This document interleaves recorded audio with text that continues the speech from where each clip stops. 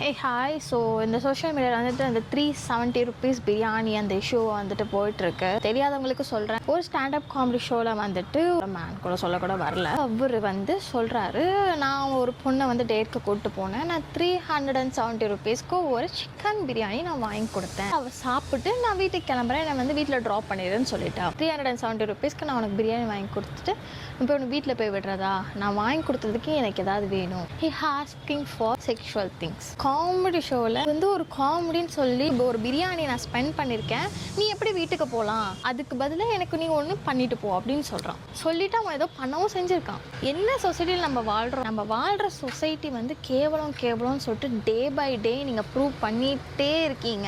அது என்ன 370 ருபீஸ் பிரியாணிக்கு நான் உனக்கு ஸ்பெண்ட் பண்ணதுக்கு நீ எனக்கு திரும்பி பண்ணும் அப்படின்னு சொல்கிறது எப்படி உங்களால் முடியுது? It's date. ஆமாம், we are mature and some dating கல்ச்சர்ஸ்லாம் இங்கே இருக்குது.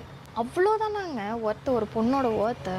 370 ருபீஸ்க்கு ஒரு பொண்ணை வந்து அது ஒரு உயிருங்க, அது ஒரு உருவங்க, அது ஒரு மனுஷிங்க. இவ்வளோ காசு கொடுத்ததுக்கோசரம் நான் வந்து இதெல்லாம் பண்ணுவேன் அப்படின்னு நீங்கள் சொல்கிறது வந்துட்டு எப்படி? அது ஒரு ஷோவில் வந்துட்டு நீங்கள் அதை சொல்கிறீங்க, அது ஒரு விஷயம்னு சொல்லிட்டு கூட இருக்க எல்லா பசங்களும் சிரிக்கிறீங்கல்ல. நீங்களாம் வந்துட்டு இந்த காலத்தில் வந்து என்ன மெச்சூரிட்டி நீங்களாம் ஹேண்டில் பண்ணுறீங்க? ஜஸ்ட் இது ஷோ, இட்ஸ் அ காமெடி. அதனால் நம்ம என்ன வேணால் சொல்லலாம், என்ன வேணால் பண்ணலாம், ஏது வேணால் பேசலாம் அப்படின்னு சொல்லிட்டு பேசுவீங்களா? நீ இப்படி ஒரு விஷயம் பண்ணியிருக்கல்ல, அதை வந்து நீ ஆம்பளையாக ஒன்று காட்டலை, கேவலமாக கட்டியிருக்க.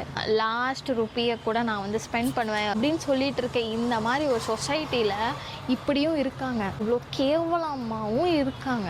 இதுங்களெல்லாம் திருத்தவே முடியாது. கேர்ள்ஸ் ப்ளீஸ் இண்டிபெண்ட்டாக இருங்க.